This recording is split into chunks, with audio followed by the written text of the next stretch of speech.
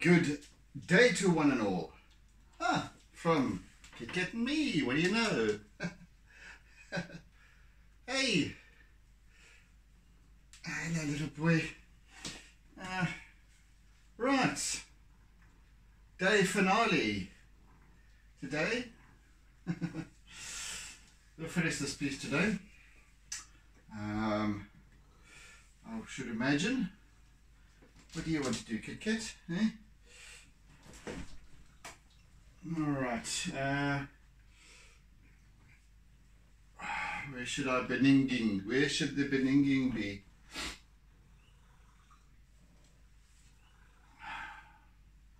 I think I want to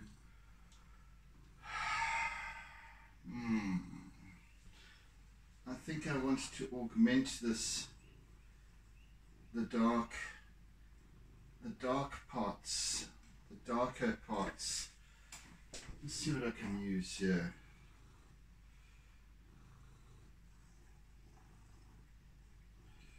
No,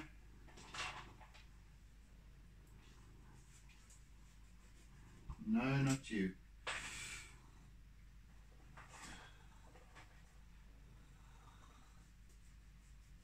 Yeah, maybe that one.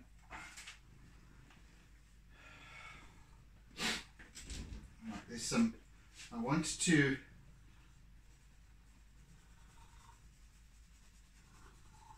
just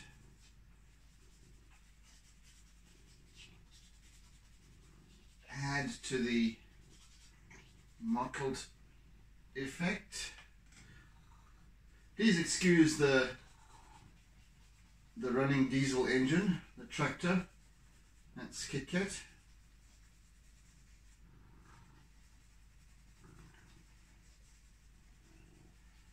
If you can hear it.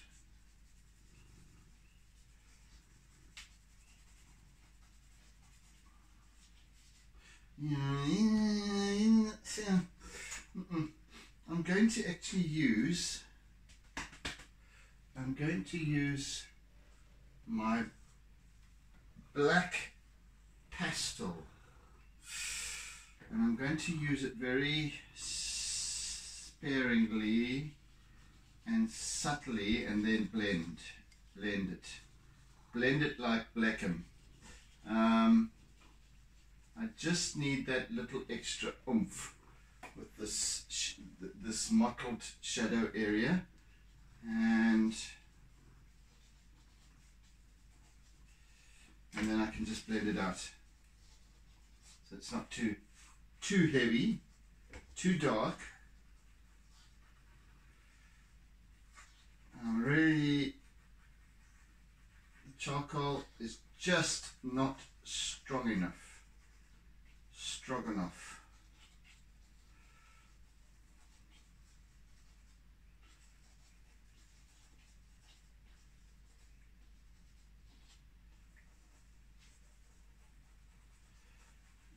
Just need to go all over the show, pausing in a couple of spots, but otherwise I'm just basically doodling some line work here.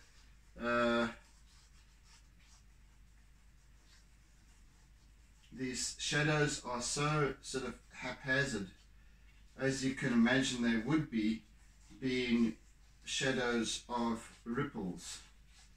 And this is something that always fascinates me. It has done since I was a child. You know, when looking at the patterns of light and shade on the bottom of a pool, swimming pool, or in a scenario like this, or a shallow lagoon, where it's sort of calf deep, and you've got the actual, you know, the fact that the surface of the water is clear, and yet you've got shadow, cast shadow. Oh, okay.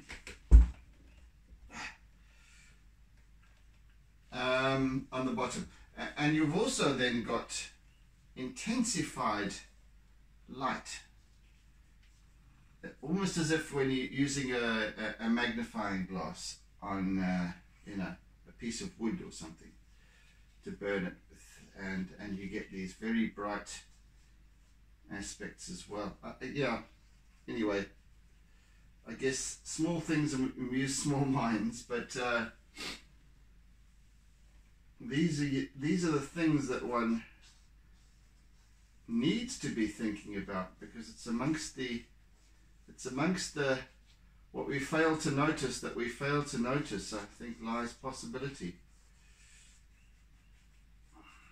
Waiting.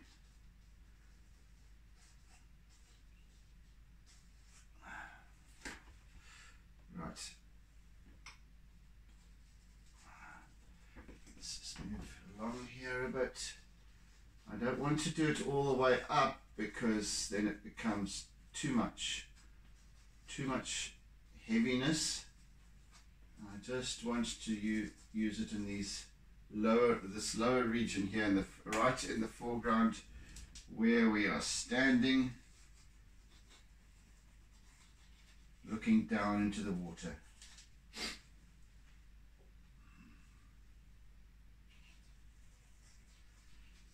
Oh, I think this particular pool, this lower level pool, runs up to the beach, so it doesn't have a wall on the other side as well. Yeah, so you can sit and put your umbrellas up and what have you on this nice bank of beach over here. Wonderful.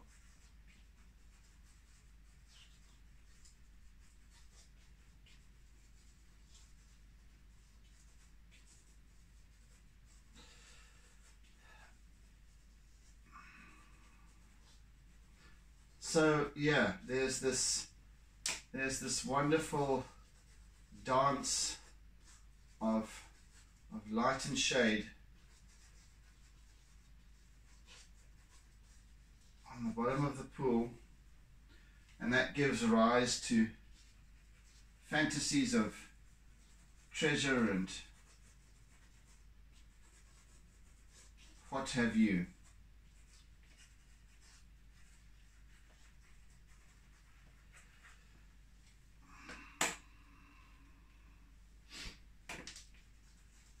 And I want to include a little bit of brown here as well. So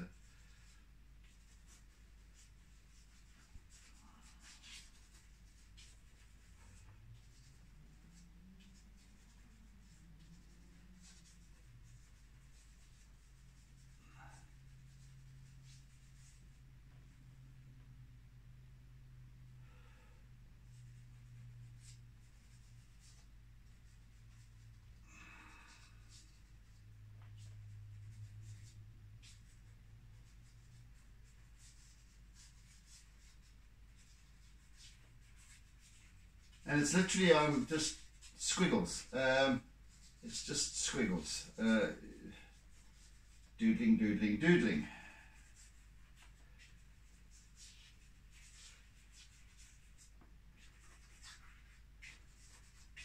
So, for those of you who are new, mosquito. For those of you who are new to my channel, welcome.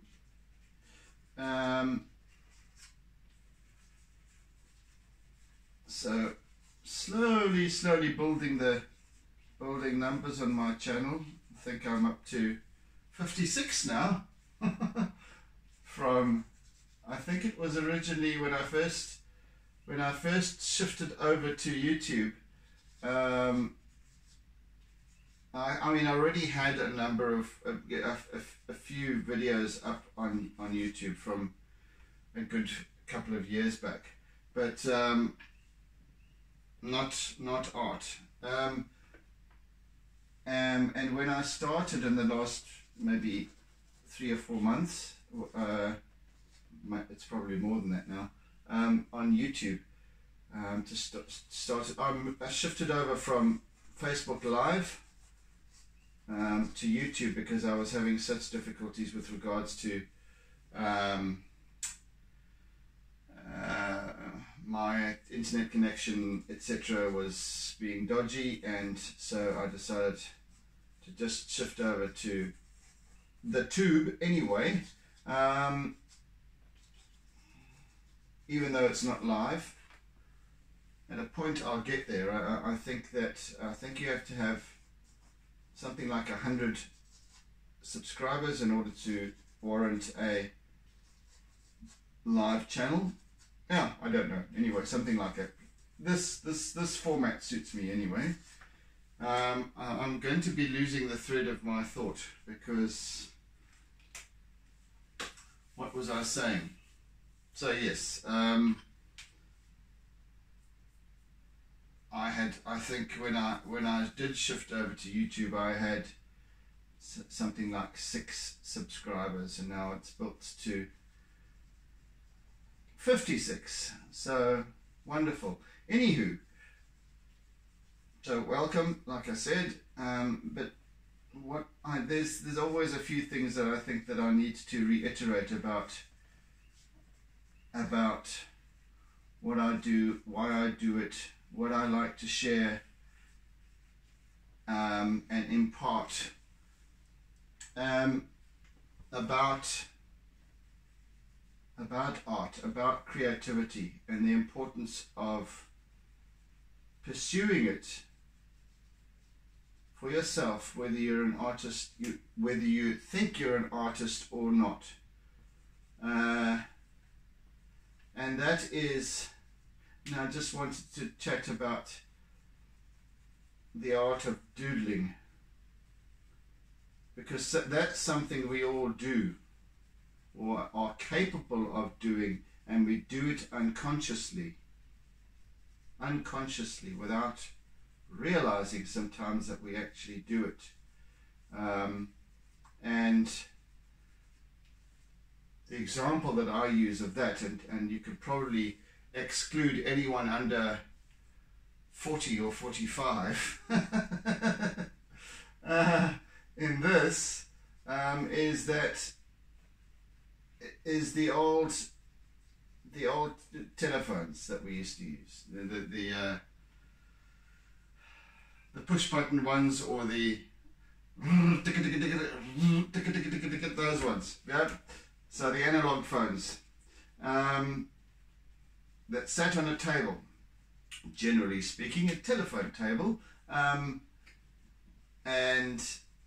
then we would sit down at the chair next to the table and make a call or receive a call, and then we would launch into a conversation, perhaps if it was a friend or something like that, and we'd sit down at the table, at the desk, and there would be a little pad on the desk next to the phone for taking notes if necessary, and then there would be, next to that, there would also be a little pop-up index. You know, the things that you push, you bring the little button up and down, up to from ABC to, you know, from A to B to down to XYZ. So, and those would be the items on the table. A lamp, perhaps. But as you're sitting there chatting to your bestie, you might absent-mindedly pick up the pen or the pencil, and on your little A6 pad start and the pen starts to move, and the pen makes a little shape, and then another little shape, and then another little shape, and this is all without our really being consciously applying ourselves to what we're doing. Well, what we're really doing is making art. we are creating something. We are creating an image. We are being artistic, and fascinatingly, our mind somehow generates a composition. Just what I strive to do, and we all strive to do as artists when we begin an artwork. Well, you know, I do, and I speak for myself. Okay, but therein lies the power of art, because it's the mind wandering. Maybe it was like you know, I'm not that interested in the even sometimes it helps one concentrate, to doodle. It helps one to keep mindful, and it might be a subject that is, it's obviously not art. It's not, but some subject, and the art or the doodle keeps one's mind occupied on the subject at hand. Now that's quite fascinating, isn't it? Because that means that it's not the conscious mind that's creating the artwork. It's the unconscious mind, the subconscious mind.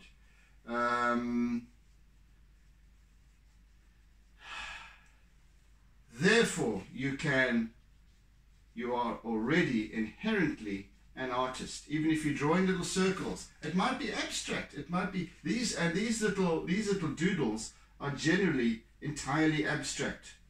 Fantastic, absolutely fantastic. Because if you just allow, and this has been my challenge from when I started my Artsy Lockdowns. My challenge was to simply let go of the process of taking charge, of wanting to manage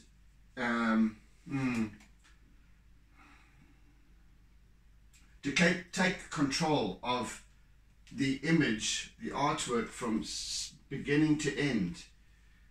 So, you know, you're starting with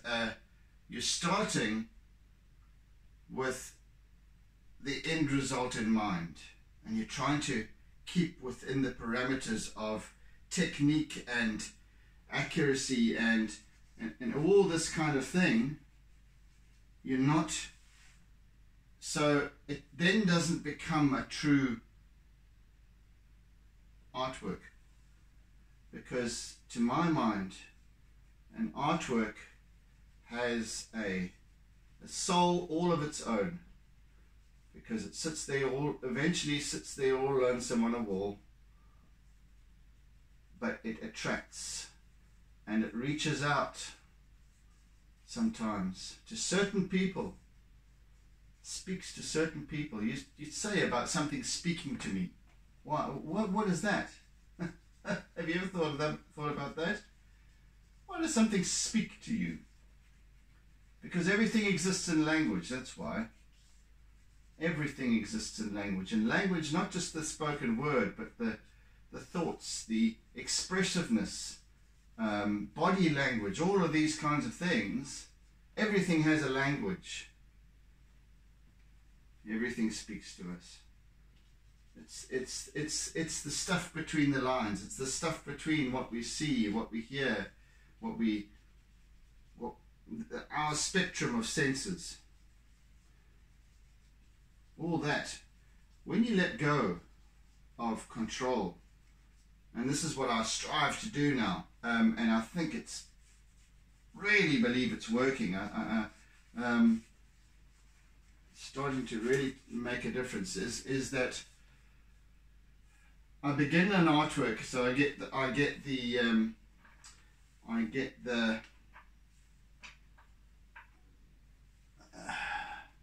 context going, I get the composition going, horizon line and whatever, the basic shapes of what I would like, and then start with my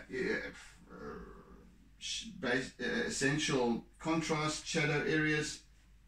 And okay, I'm now going to be just using more doodles, and I'm going to be doodling with my, actually no, wait a second, let me just do this. So yeah, after the composition and basic contrast is in place, all of that stuff, I then let go. I then let go of expectation, because I know I don't need to. The artwork will take care of itself. It will happen. It will come together all of its own. And I just give myself to the process, because I'm not the only one that's responsible for this artwork coming together. I'm not the only one. I might be the main one, but I'm not the only one. And that's important, at least for me, to be mindful of, because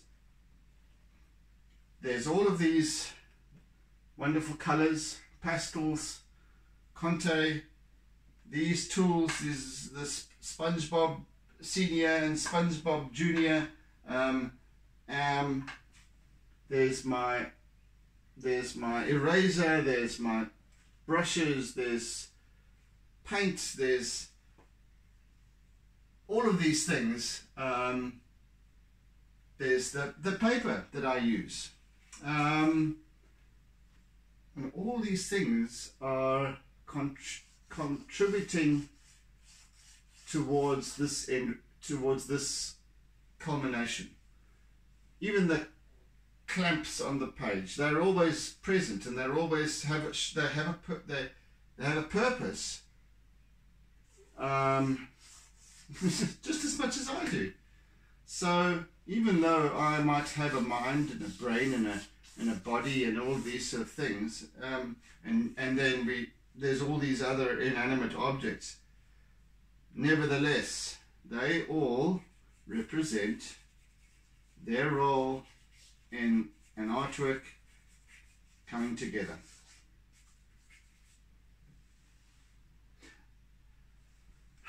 So with that,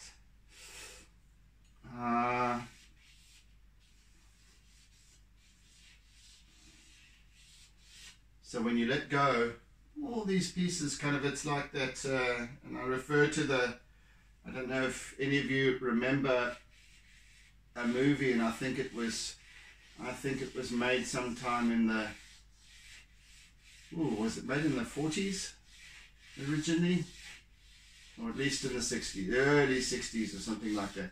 A movie called Fantasia. It was an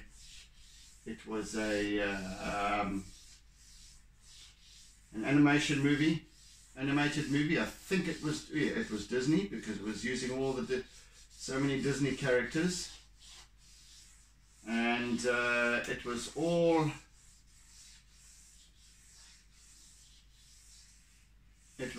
to classical music, and the one piece was the Nutcracker. I think it was the Nutcracker Suite, yeah, something like that, and all of these little toys in a child's bedroom that came to life at night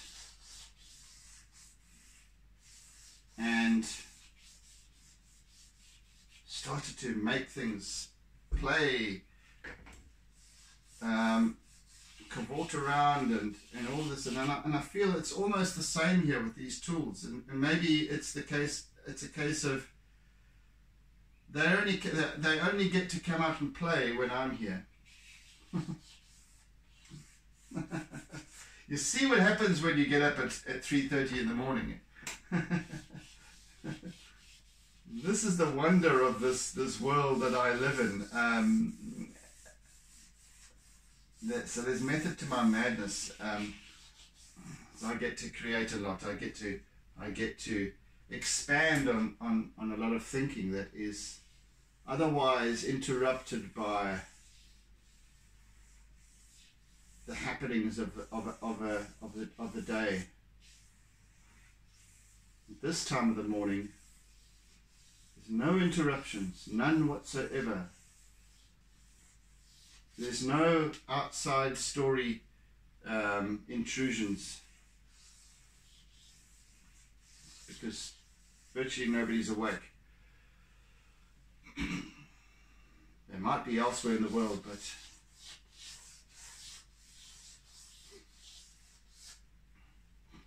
so I really enjoy that, just being able to allow my mind to wander into these different stories and what have you, and sometimes they are relevant, other times not really.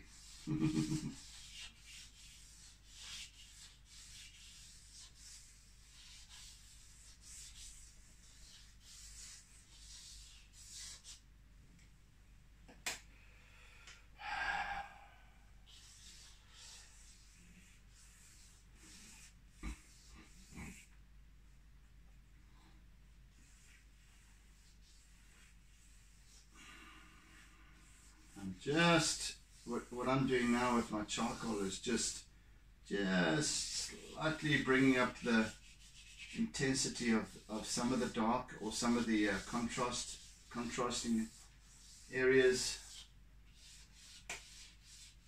etc.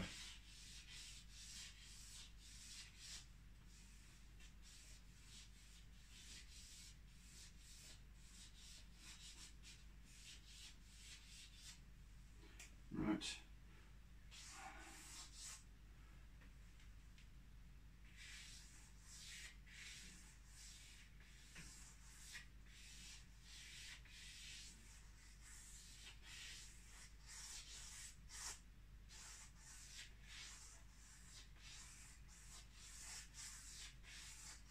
And yes, I have a reference image, and it's purely for that.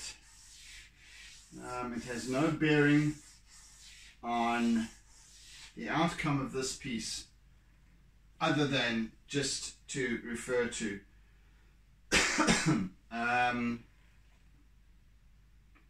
yeah, the artwork is something very different, and I don't, because it's not, as I said, it's not about that control of having to copy an image. I'm not.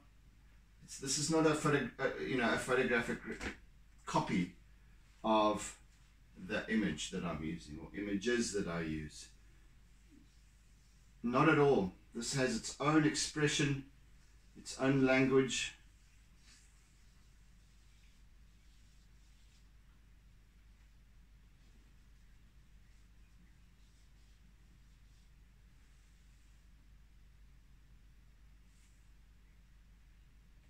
Yes, and there's the toppy, the bulbul shrike, the first bird before the sparrow farts is the toppy.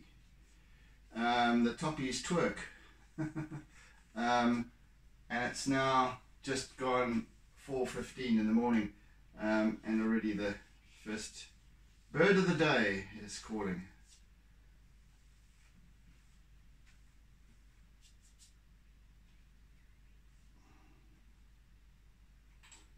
Right.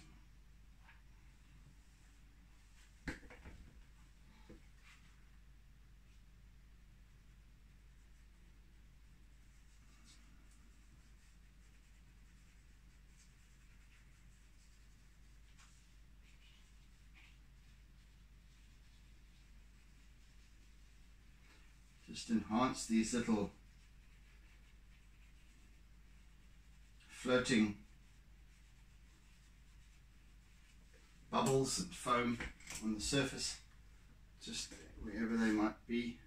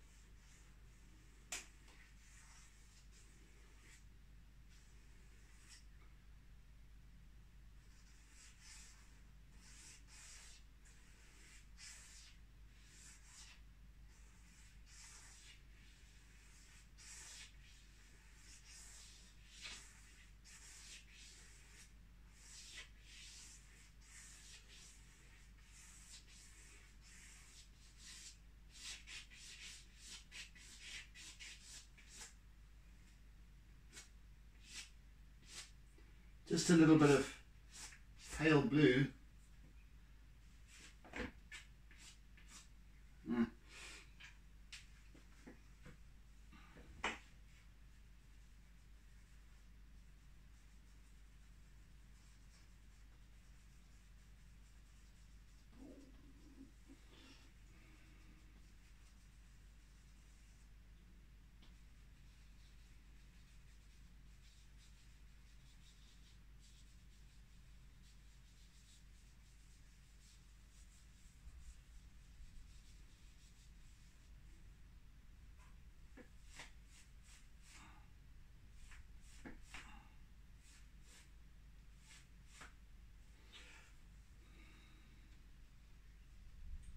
Just want to use my eraser to smooth out this area.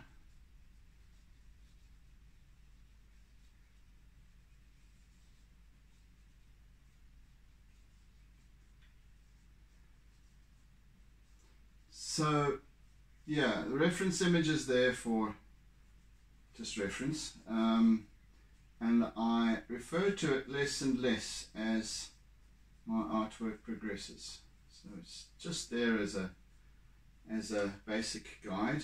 And there's another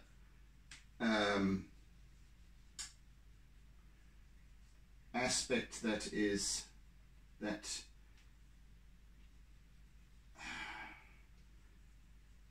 relevant to the coming together of an artwork, plays its role,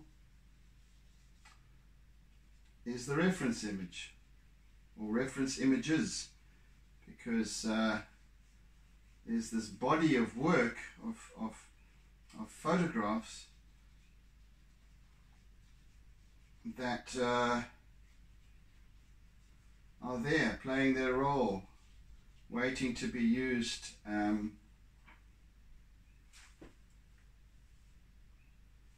in whatever way, shape or form. Some are just inspiration in terms of perhaps having a look at movement of water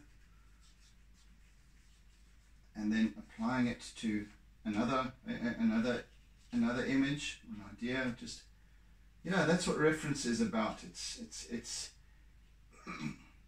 even reference material, text, you know, a reference library is not there to, is not necessarily the information in a reference library is simply there as reference to perhaps assist a researcher to build whatever documentation that they're working on, or a thesis, or whatever it is. Because the ultimate expression is one's own work, in one's own words. The reference is simply there as a guide towards truth. So yes, it also plays a role and should be acknowledged.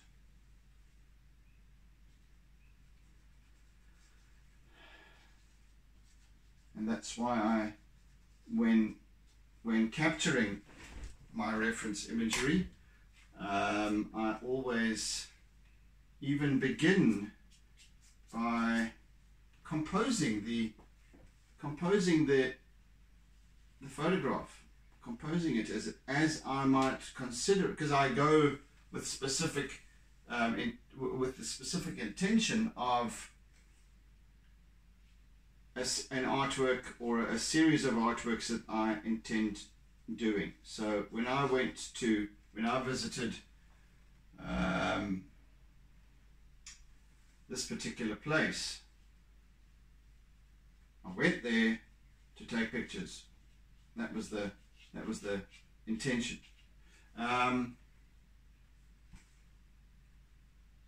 the intention was this, sitting here, my Artsy Lockdown sessions. So it all starts there. It all starts in that reality at that time. That is no longer a reality. This now is the reality.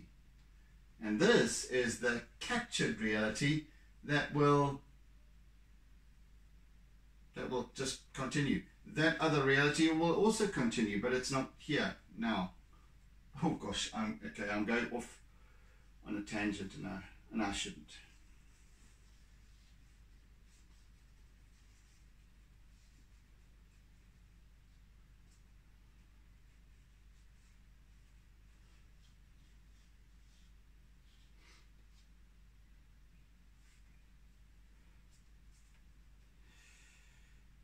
Where's that particular green that I want? Particular green. Particular green.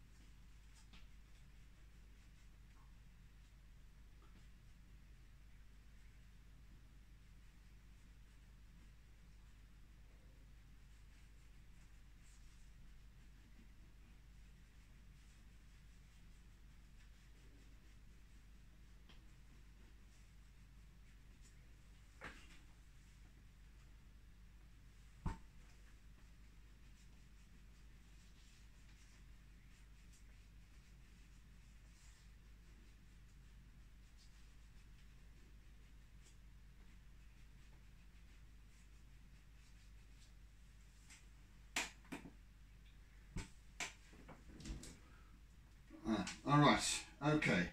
Okie dokie, it's time for some. Let's put that on here.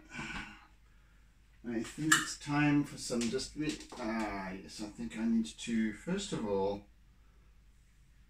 let's take that off there as well. I need to work up this blue a little bit here. So we've got more chalk dust happening. But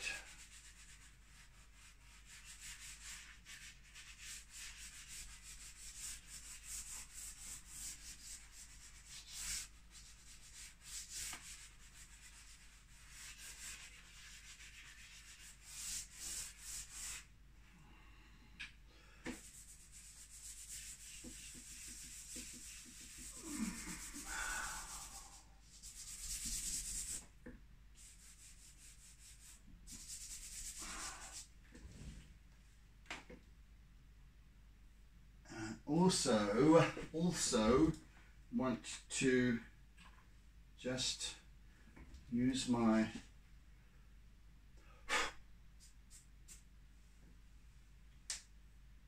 compressed charcoal just to enhance here and there some really dark aspects to this piece. Deep, where there's deep shadow.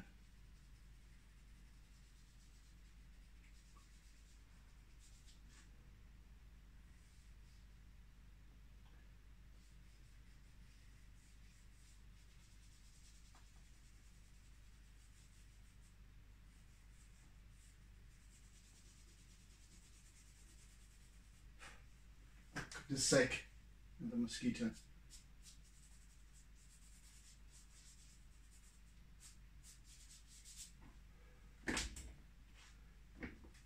And I'm being careful not to make it too much of a black hole. Just the odd stroke, and then just subtly blending it a little bit, so that little bit, so that I've got some contrast.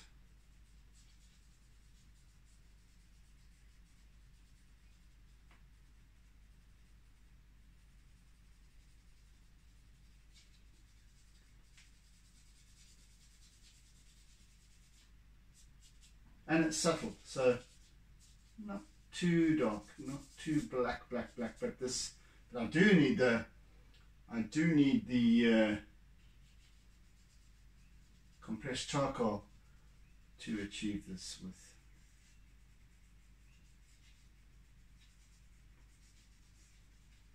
So I want to also,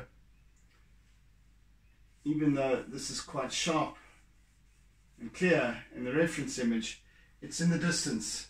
So I want to still maintain, I want to maintain its integrity so that you can see what it is, but at the same time I also want to, I don't want it to be too sharp and in focus.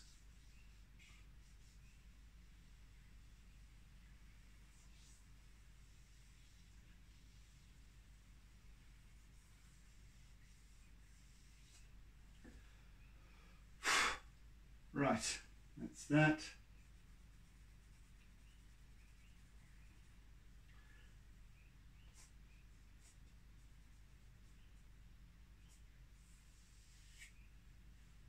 Okay, that will do.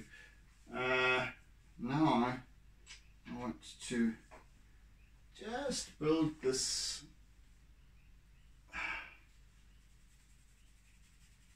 and I'm using charcoal for this, ordinary charcoal. So there's now the hills of what is that down there? That's Salt Rock, I think, and on towards Sheffield Beach, Sheffield.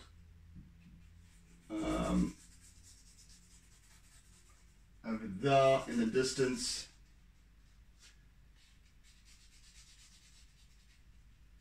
So yeah.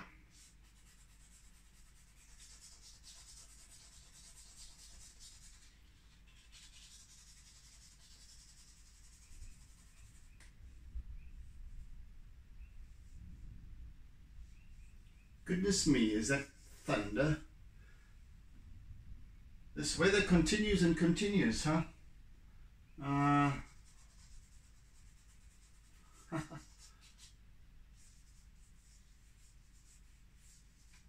Right, that's subtle enough. Subtle enough. Very, very nice, Peter. Okay.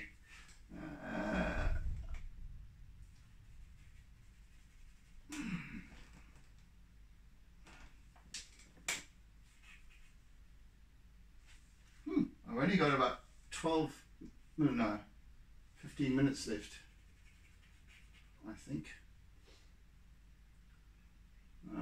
which should be fine, should be absolutely fine. Right, I want to do some of these nice orangey colors here.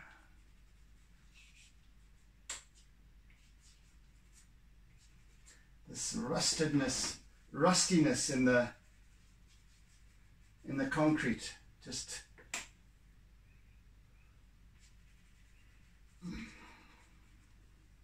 and I shall just use these two.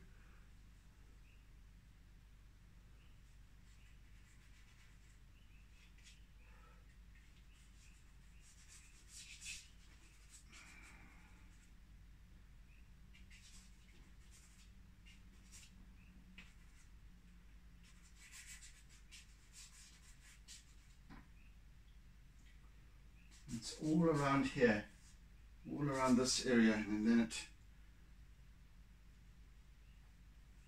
yeah, there's the rain again. Here comes the rain again.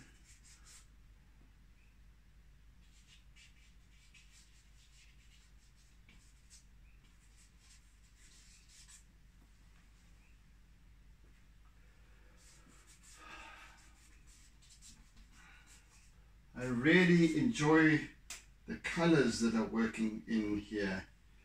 I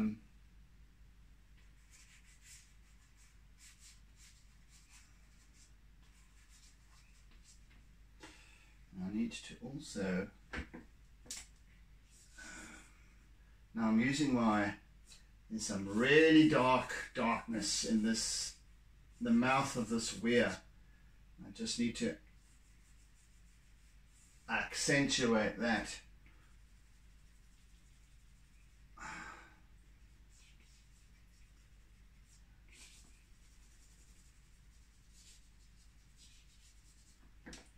In fact,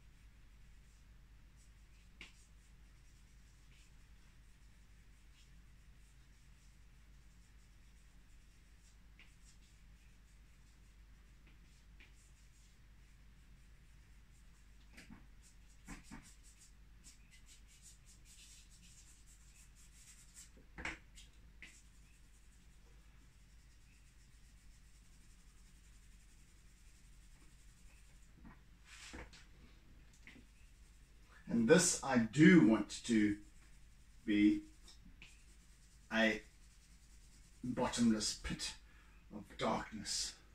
What's within? What lies within? What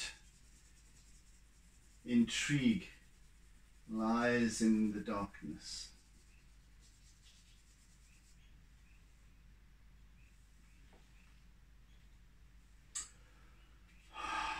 And of course, in amidst the darkness,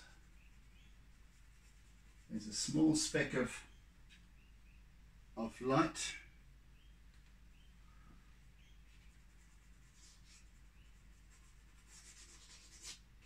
That is the pool on the other side. And all around that inky black.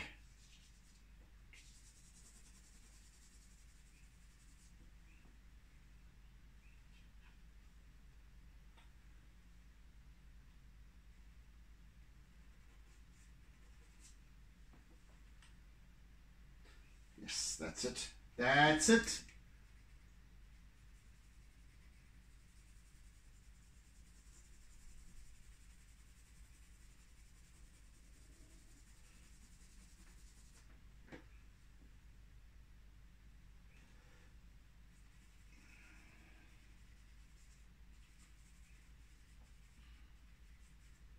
Goodness, time can roll, hey? My word, can it roll.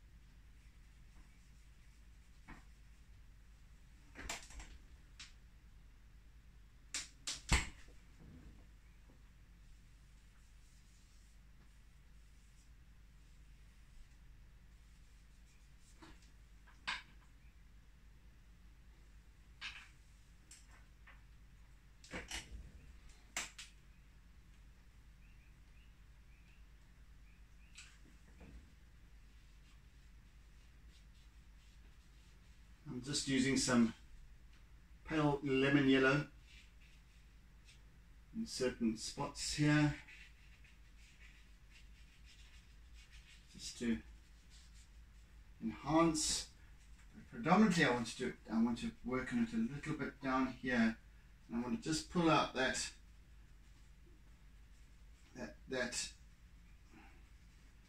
little subtle hint of yellow gold.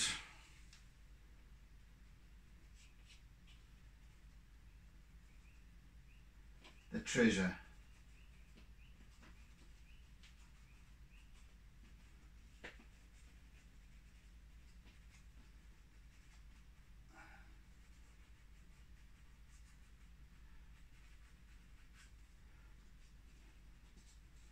The real treasure is this place, is this little piece of wonderland. This is, I'm sure, provided endless joy for countless kids over many years.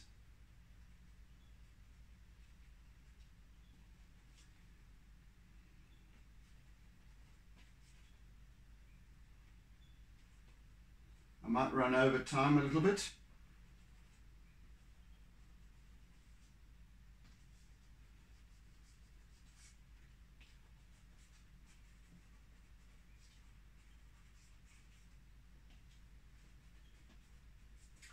And that's a-okay.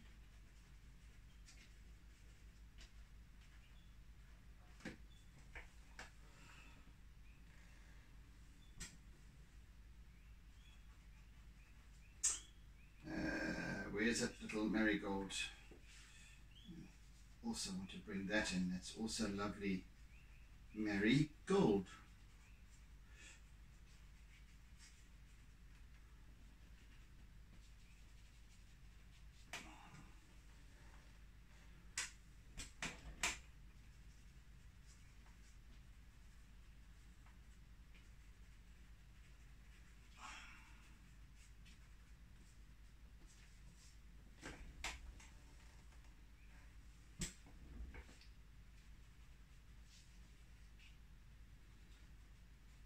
So this piece is, even though it's quite a I won't call it stark, it's almost architectural in a sense, but there's this playfulness and this, especially within the dance of light, that appeals to my inner child. And yeah, there's something going on here that really just stirs the cockles.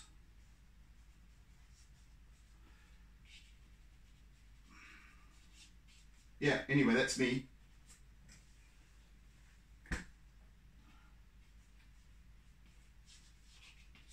Don't say that needs to apply to everybody necessarily.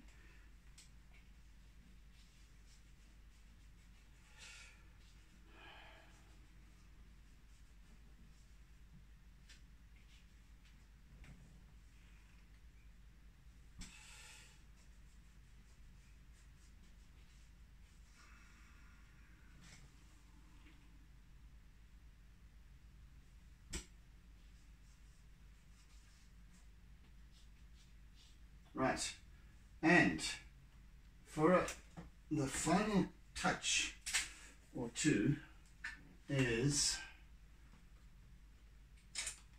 a wee bit of acrylic.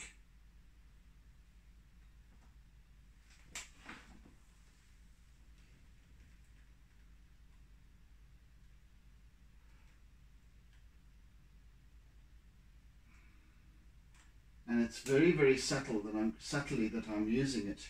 In fact, let me just put some in there. Doesn't want to pour anymore. Okay, so let's get my palette knife and bring some out. Just bring a little bit out, put that there.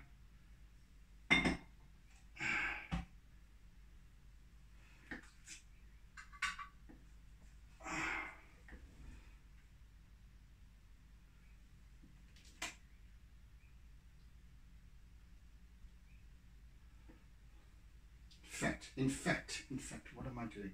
I should just use my palette knife.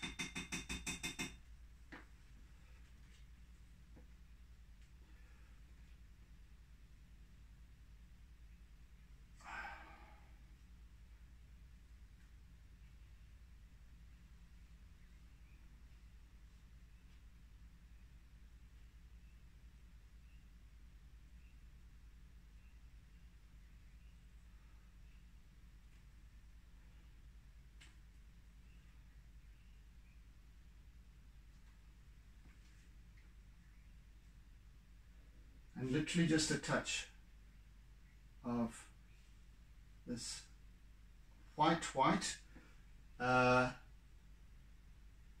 it catches the sunlight, and also brings in that touch of texture as well, which I quite enjoy.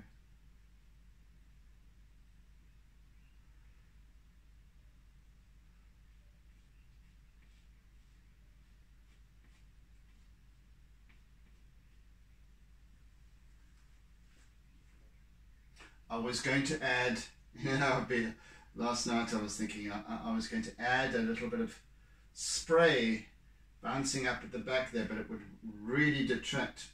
I'm sitting here thinking it would really detract far too much from our focal point, which is right over here. So that's going to be a no.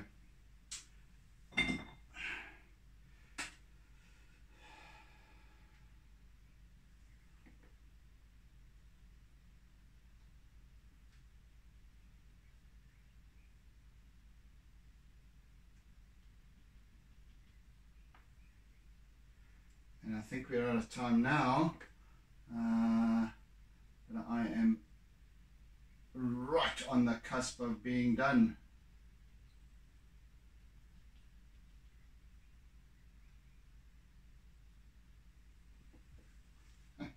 Just makes all the difference. This little touch of white acrylic.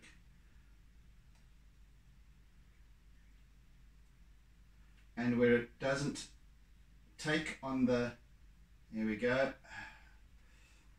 it takes and it doesn't take, it's all the more effective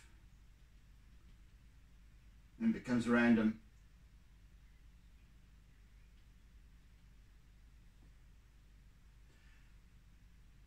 And my blob is just enough to complete with.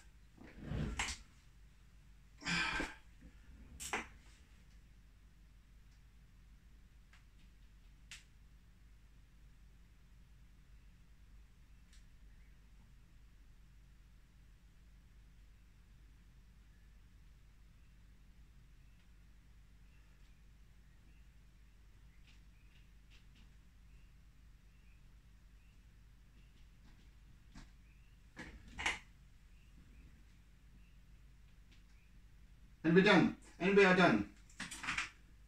There we go, folks. Now, where am I supposed to sign this side? Let's flow this way. Oh, dear me. Okay, I'm going to sign here.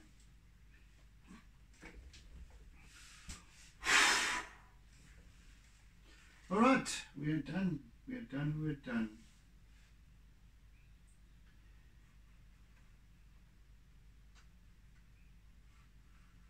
Got